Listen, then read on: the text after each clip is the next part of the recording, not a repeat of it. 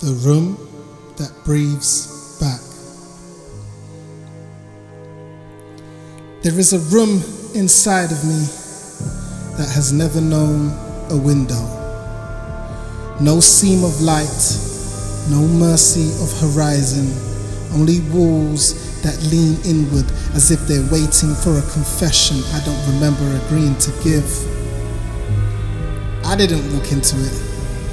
There was no door, no sudden lock. It arrived the way fog takes over a field, slowly, politely, without asking. One day the air just tasted like old paper and iron. One day the sky I remembered had folded itself into a ceiling. This is what depression feels like to me. Not a storm, a room that forgot how to open. The room hums not with music, but with the low animal sound of things that have waited too long to be named.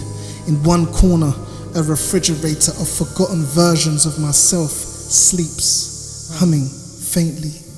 Each container is labeled with promises I no longer remember making. I don't open them. I don't want to see what's spoiled. The floor is tiled with clocks that refuse to tick. Their hands are frozen at hours that never existed.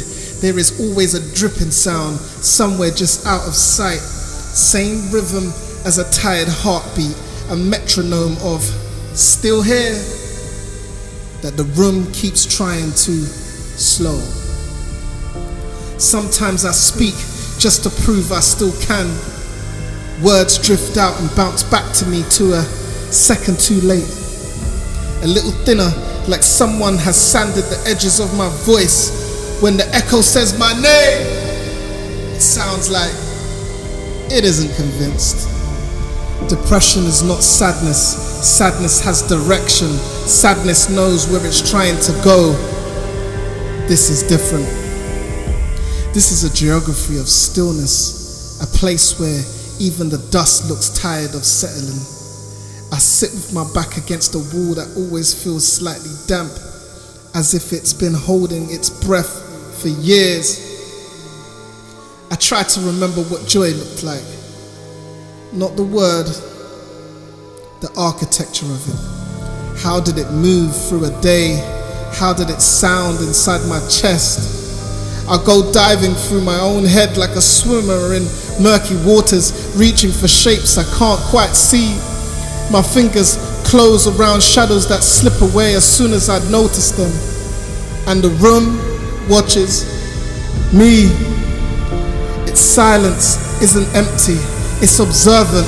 It records the slump of my shoulders, the way my eyes keep dropping to the floor as if the floor might one day offer an apology. When I laugh at nothing, the air seems to tilt. When I sigh, it grows heavier as if the walls are taking notes. Sometimes it's talking back in thoughts I don't remember inviting. Maybe you were always meant for this. Maybe this is just your natural climate. Maybe the outside world was never really holding a place for you. The ideas arrive sounding like logic, and I'm too tired to argue with logic. So for a while, I believed them. There is a mirror here, of course. There's always a mirror. Its surface looks more like water than glass, restless, embarrassed by its own reflections. When I look, the version of me inside hesitates, slightly delayed, like a ghost trying to remember how to be a body. The eyes are too far away, the spine curves inward, orbiting its own weight. The mouth starts to speak, then changes its mind. Silence is faster. I try to remember the last time I woke up and my body felt like a place worth inhabiting. The last morning that didn't arrive like a chore. The last dream that didn't taste like static when I woke. And memory flickers, sunlight on my knuckles, laughter warming the hollow under my ribs, wind touching my face like it remembered me. It feels like someone else's flashback, like I have broken into an archive that no longer has my name on the door. The room tightens when that memory comes, as if remembering is a kind of rebellion. Minutes blur into hours that bruise into days. Time becomes decorative. I could have been here a lifetime or a single held breath. The difference feels cosmetic. A clock blinks in the corner like a tired eye. The silence gathers around it thick and heavy. I start narrating myself out loud. It feels dramatic and pathetic at the same time. You're still breathing, I say. You're still breathing, Jay. The room doesn't correct me. It doesn't whisper back. Not for long. It just listens. Somehow that makes it more suspicious. Night comes, though that word doesn't apply here. There is no sun to go anywhere, just degrees of dark. The ceiling begins to glow with constellations that don't belong to any sky I know. Lines connect little points of light into maps of every choice I didn't make. All the lives I might have lived if I'd said yes instead of no, turned left instead of right, spoken instead of shrinking. Whole galaxies of could have been hang above me until it hurts to look. Eventually they blur into nothing, and I lie here, staring at plain dark again.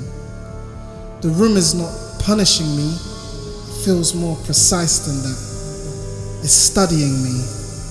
It wants to understand what happens when a person folds in on themselves. It's collecting data on how long a heart can beat in low light, an experiment in slow surrender, and I, obedient subject, keep breathing on cue.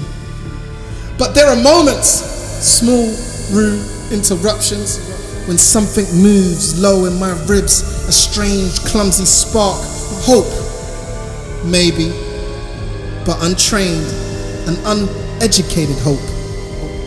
When it surfaces, it feels wrong here, like a wildflower pushing through polished concrete. The walls give a tiny shudder as if the architecture is startled. The air changes, the silence recalibrates. For a second, just one, a line of imagined light crawls across the floor, thin as mercy, shaking like a first prayer.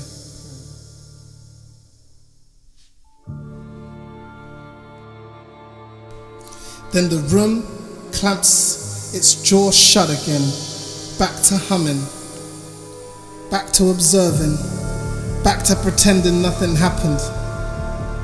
But I noticed, and noticing feels dangerous, so I stand up. There is nowhere to go, but I stand anyway. I start walking, not toward anything, just moving for the sake of movement, feet dragging, heart reluctant but present. When my hand brushes the wall, it doesn't feel cold this time.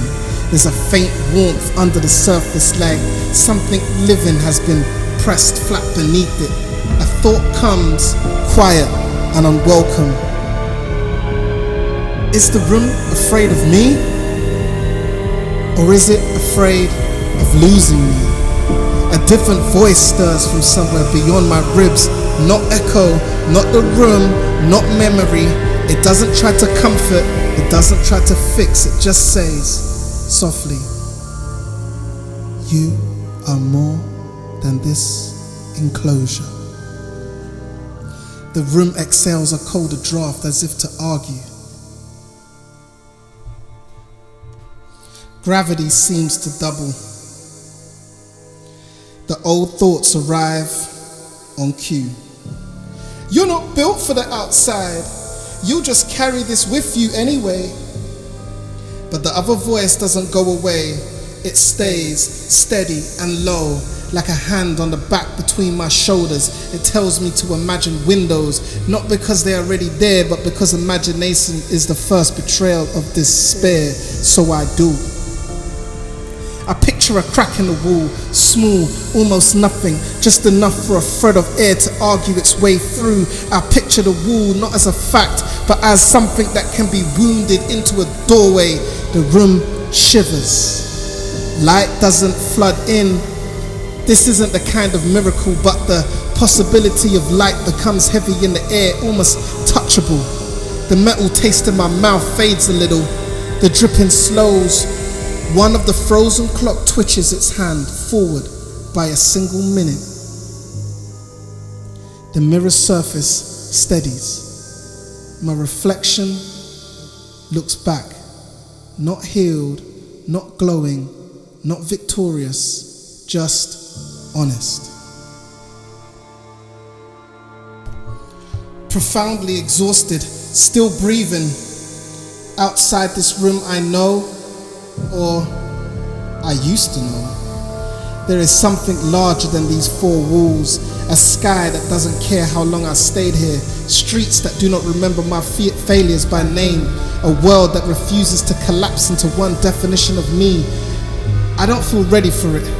I don't feel worthy of it. I don't remember the steps to walk there without looking like I don't belong. But I am sure of one thing now. This room does not own my eternity. It's a chapter, a chamber, a long, difficult inhale before something I don't have words for yet. I press my palm flat against the wall. For a moment it presses back as if reluctant to let me go. And in that contact, the most unsettling truth lands, simple and quiet. The room was never truly windowless. I just forgot where the glass remembered my